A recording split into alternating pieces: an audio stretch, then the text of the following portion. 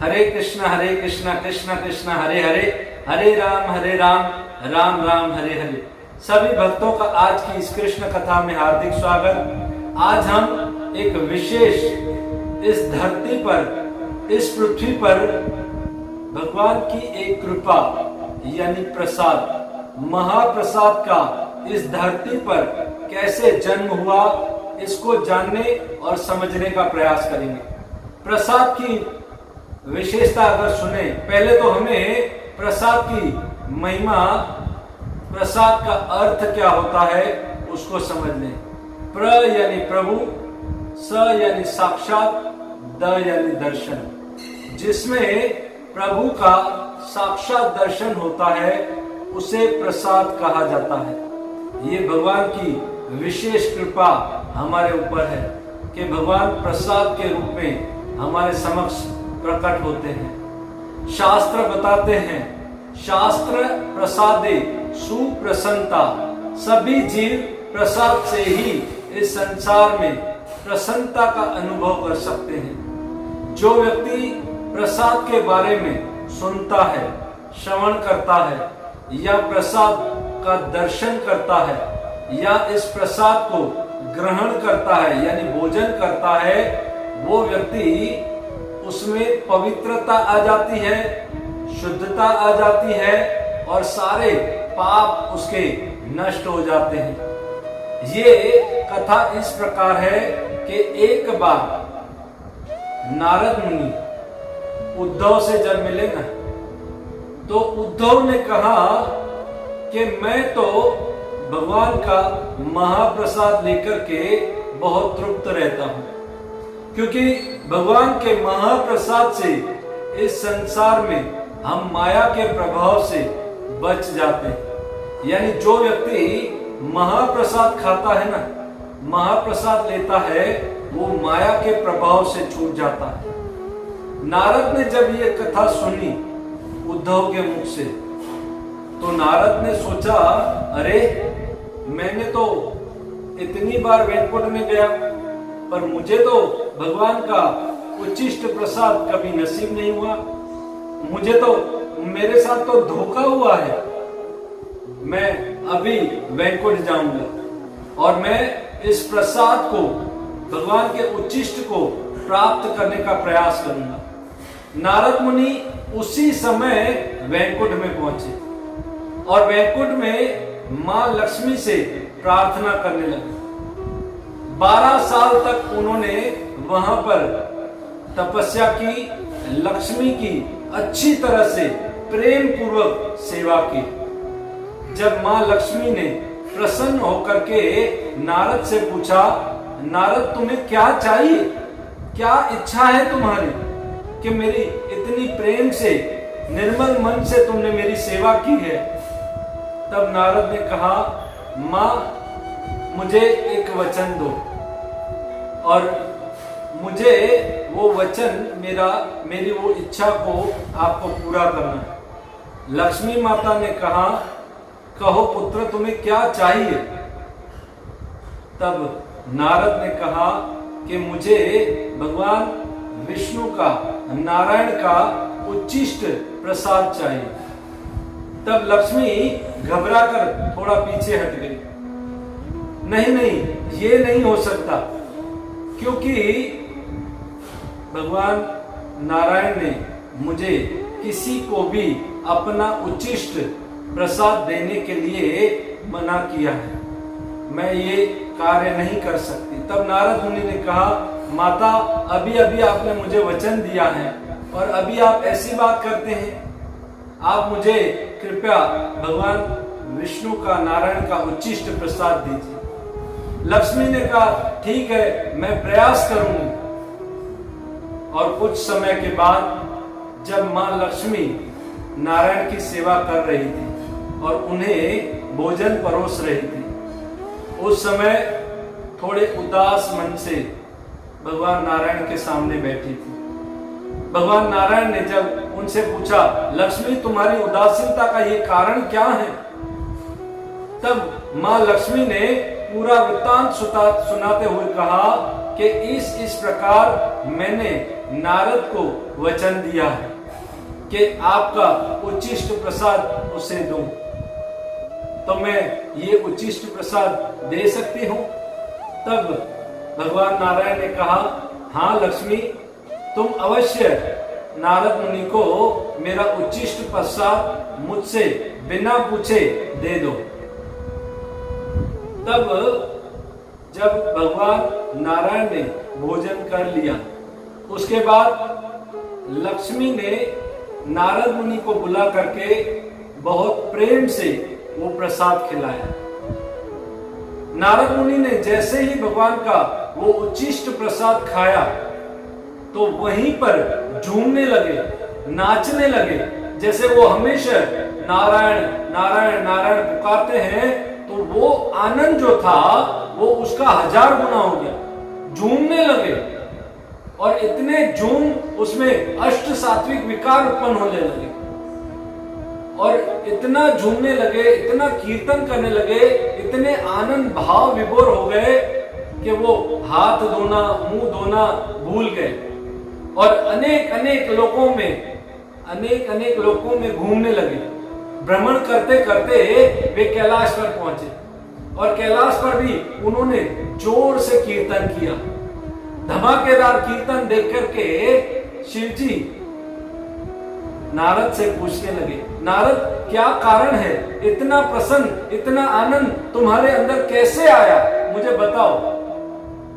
तब नारद ने कहा, मैं वैकुंठ लोक गया था और वैकुंठ में मुझे भगवान नारायण का उच्छिष्ट प्रसाद मिला और वो उच्छिष्ट प्रसाद खा करके मेरे अंदर जो आनंद है वो 1000 गुना हो गया। वो आनंद इतना बढ़ गया कि उसकी कोई सीमा नहीं है। तब शिव जी ने कहा, मेरे भाई, तुमने अकेले अकेले प्रसाद ग्रहण किया, मेरे लिए प्रसाद नहीं लाए? नारद ने कहा, वहां तो मैंने सब कुछ उधर ही खा लिया। तब शिव जी ने देखा नारद ने हाथ नहीं धोए हैं, अपना मुंह नहीं धोया है, तो उन्होंने उससे प्रार्थना की कि आपके हाथ में, आपकी उंगली में, आपके नाखून में थोड़ा सा भी जो उच्छिष्ट प्रसाद है वो मुझे दीजिए। प्रार्थना की। तब नारद ने कहा, देखो, और नारद ने उसके नाखून में से कुछ प्रसाद के कण थे वो शिव जी को दिए और शिव जी ने जैसे ही वो प्रसाद लिया तो शिव जी भी इतने प्रसन्न हो गए कि उनके अंदर भी वही आनंद 1000 गुना हो गया। वही भगवान के प्रति प्रेम और भाव उमड़ने लगा, अष्ट सात्विक विकार उत्पन्न होने लगे और जोर जोर से कीर्तन करने लगे, नाचने लगे और जैसे प्रलय होता है ऐसे उस पृथ्वी पर तांडव करने लगे। पूरी पृथ्वी हिलने लगी, देवता घबरा गए। भूतनाथ, ये भूतनाथ को कौन सा भूत लगा है, क्या हुआ?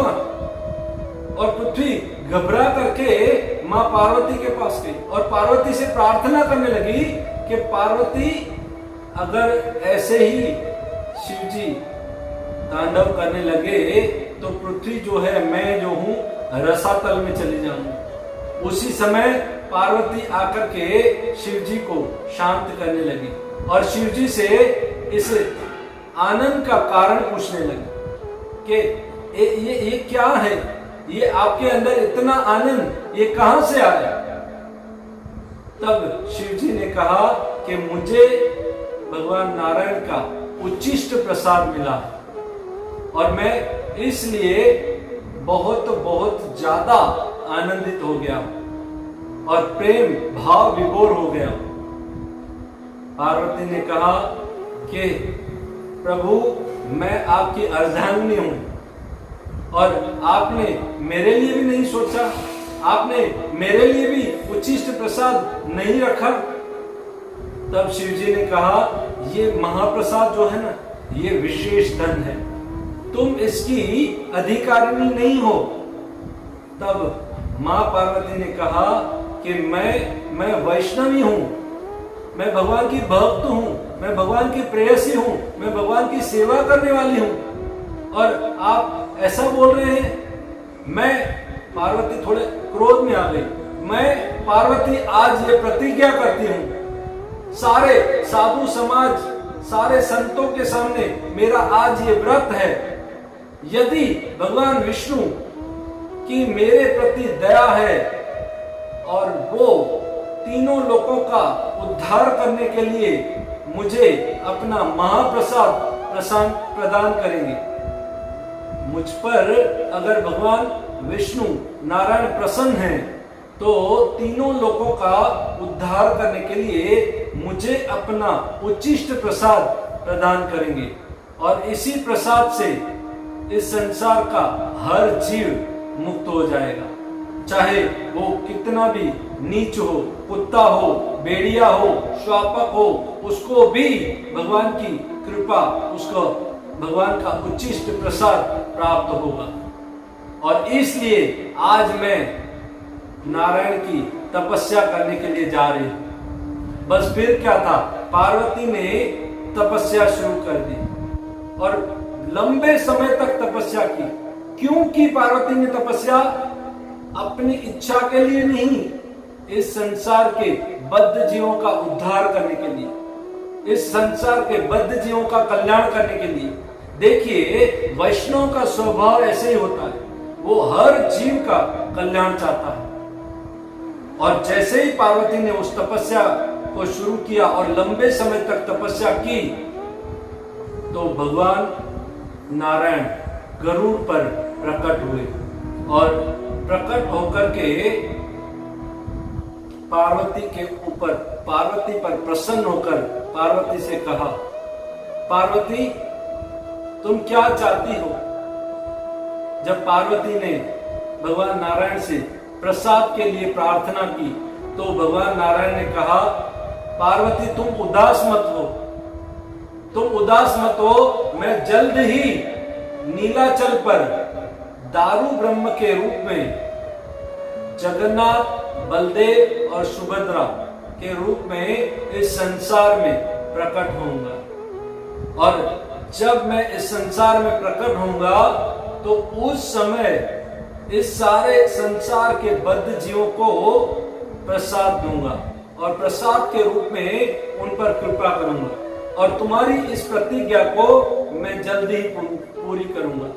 पार्वती, जब मेरा ये जगन्नाथ, बलदेव और सुभद्रा का देवालय जगन्नाथपुरी में बनेगा, उसी आंगन में तुम्हारा भी विमला के नाम से मंदिर होगा। और सबसे पहले जब मुझे भोग लगाया जाएगा और वो भोग मुझे अर्पण करने के बाद भक्त लोग विमला देवी यानी तुम्हारे मंदिर में तुम्हें वो प्रसाद खिलाएंगे। और जब ये प्रसाद तुम्हें खिलाया जाएगा, तभी ये महाप्रसाद बनेगा। और ये महाप्रसाद ऐसा होगा कि इसकी गंध मात्र से, इसकी सुगंध मात्र से जीव संसार के सारे बंधनों से मुक्त हो जाएगा। ये ऐसा प्रसाद होगा, जीव सारे पापों से मुक्त हो जाएगा। पापी से पापी जीव भी अगर इस प्रसाद के संपर्क में आएगा तो वो शुद्ध हो जाएगा। पापी से पापी जीव भी, इस संसार का पापी से पापी जीव भी जब इस प्रसाद को स्पर्श करेगा, परंतु प्रसाद कभी भी दूषित नहीं होगा। और तो और क्या, कुत्ते भी अगर इस प्रसाद को मुंह मार लेंगे तो ये झूठा नहीं होगा, ये शुद्ध ही रहेगा। प्रसाद कभी भी अशुद्ध नहीं होगा। हे पार्वती, उस नीलाचल पर मैं जगन्नाथ, बलदेव, सुभद्रा, मेरे भाई बलराम और मेरी बहन सुभद्रा के साथ प्रकट होऊंगा और तुम वहां पर उसी देवालय में, उसी मंदिर में विमला देवी के नाम से प्रकट होगी। और फिर जब मुझे भोग लगेगा और फिर जब तुम्हें भोग लगाया जाएगा, फिर इस संसार को, सारे संसार को महाप्रसाद जब मिलेगा, तो इस संसार के सारे जीव तृप्त हो जाएंगे, समस्त पापों से मुक्त हो जाएंगे। और पार्वती, शिव जी ने, जिसने तुम्हारा अनादर किया है, जो तुम्हें ये कहते हैं कि तुम इस प्रसाद की अधिकारी नहीं हो, उसे इस देवालय में नो एंट्री, उन्हें अंदर आने का प्रवेश नहीं दिया जाएगा।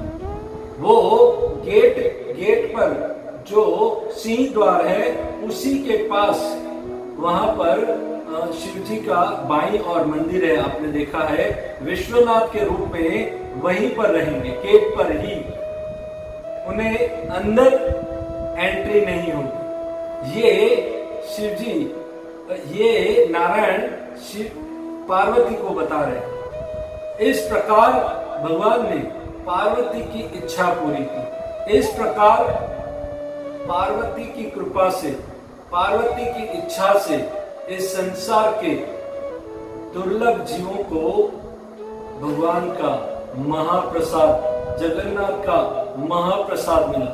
वो महाप्रसाद जो देवताओं के लिए भी दुर्लभ है।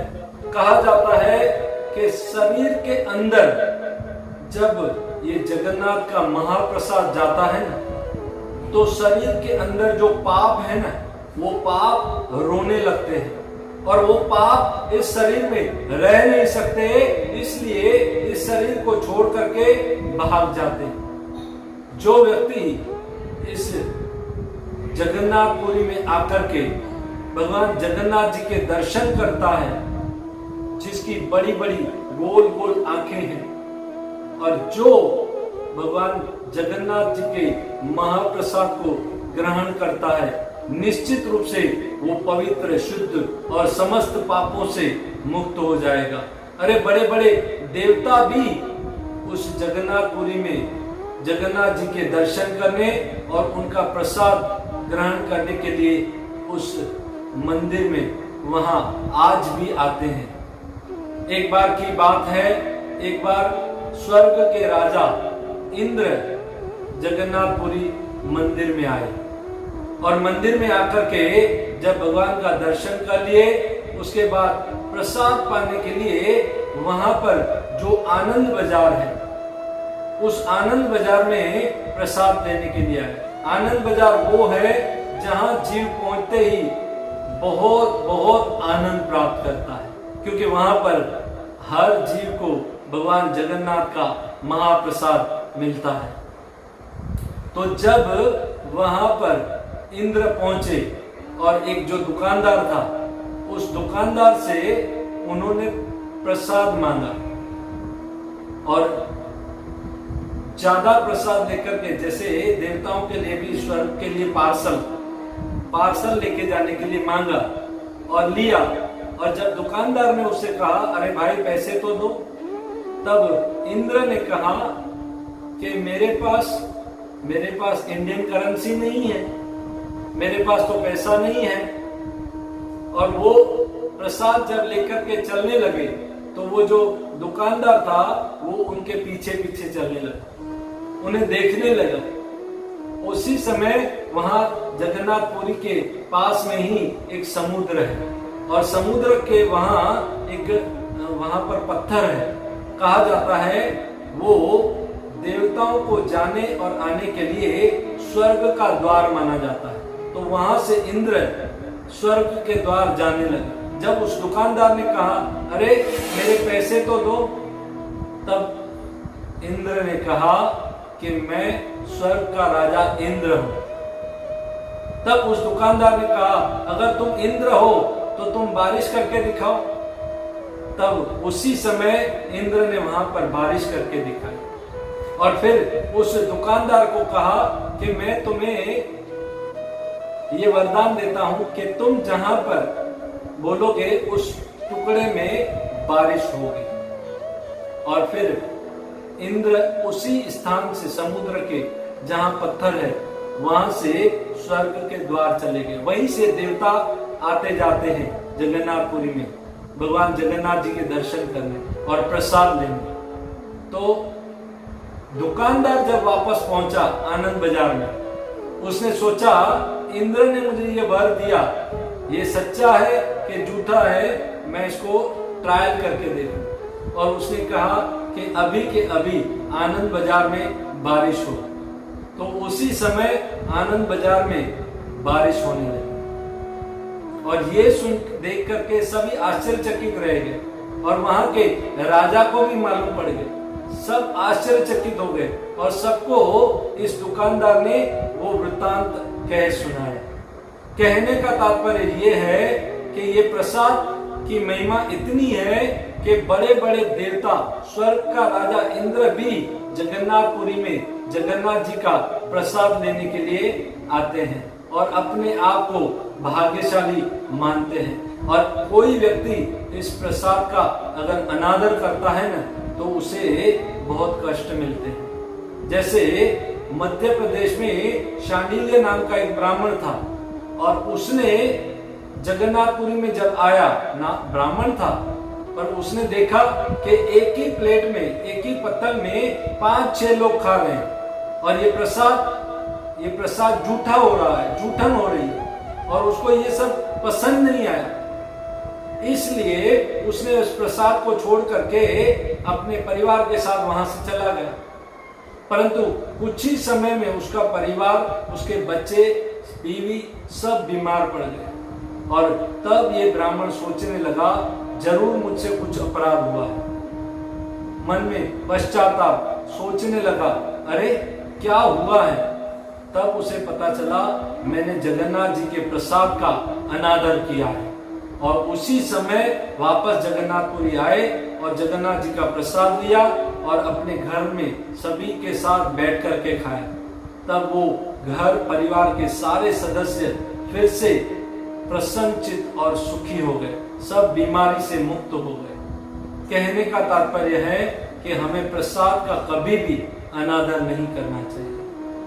चैतन्य महाप्रभु बताते हैं, ये तो हमें जगन्नाथपुरी में भगवान जगन्नाथ जी को जब भोग लगता है उसके बाद विमला देवी यानी पार्वती को भोग लगता है और पार्वती को भोग लगने के बाद ये प्रसाद आनंद बाजार में आता है और सभी जीवों को मिलता है। यानी पार्वती जी का उच्चिष्ट महाप्रसाद हम सबको मिलता है। इसे कहते हैं महाप्रसाद। चैतन्य महाप्रभु बताते हैं भक्ति के 3 महाबल, भक्ति के 3 महाबल, भक्त पद रज, भक्त पद जल और भक्त उच्चिष्ट। भक्त पद रज यानी भक्तों के चरणों की रज, भक्त पद जल भक्तों के चरणों का जल और भक्त उच्चिष्ट यानी भक्त जो खाता है, जो प्रसाद महावैष्णव महान भक्त खाते हैं उनका उच्चिष्ट अगर हमको मिल जाता है तो वो बन जाता है महाप्रसाद। और ऐसे प्रसाद को जब जीव ग्रहण करता है तो भक्ति में आसानी से भगवान को प्राप्त करता है। ये भक्ति के 3 महाबल हैं। नारद मुनि साधु संतों का चतुर्मास में उच्चिष्ट खाकर के ही नारद मुनि बने। तो ये प्रसाद की महिमा है। हमें भी प्रभुपाद जी की कृपा से हम देखते हैं आज हर इस्कॉन के मंदिरों में भगवान के भक्तों के द्वारा भगवान को जब भोग लगाया जाता है और पूरे संसार में आज ये प्रसाद वितरण किया जाता है। लगभग 10 लाख गरीब बच्चों तक ये भगवान जगन्नाथ जी का प्रसाद रोज पहुंचता है। और कितने वैष्णव भक्त जो आज इस्कॉन से जुड़े हैं, कितने भक्त जो आज इस्कॉन से जुड़े हैं, वो अपने घर में भगवान का मंदिर बना करके रोज भगवान को भोग लगा करके प्रसाद को ही ग्रहण करते हैं। और जो व्यक्ति प्रसाद को ग्रहण नहीं करता है और भोजन सिर्फ करता है, वो भोजन नहीं, वो पाप खाता है और उसके विचार भी फिर पापी बनते हैं। उसका मन, बुद्धि, विचार वो दूषित हो जाते हैं। परंतु जो प्रसाद खाता है, प्र यानी प्रभु, स यानी साक्षात, द यानी दर्शन, प्रभु की साक्षात दर्शन उस प्रसाद में, प्रभु की साक्षात कृपा उस प्रसाद में आती है और उस जीव का कल्याण करती है। तो यही है महाप्रसाद के जन्म की कथा। बहुत बहुत धन्यवाद। हरे कृष्ण।